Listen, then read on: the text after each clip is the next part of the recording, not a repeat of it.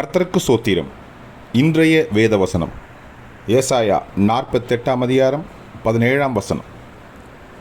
இஸ்ரவேலின் பரிசுத்தராயிருக்கிற உன் மீட்பரான கர்த்தர் சொல்லுகிறதாவது, பிரயோஜனமாயிருக்கிறதை உனக்கு போதித்து நீ நடக்க வேண்டிய வழியிலே உன்னை நடத்துகிற உன் தேவனாகிய கர்த்தர் நானே. ஆமென். ஏசாயா 48:17.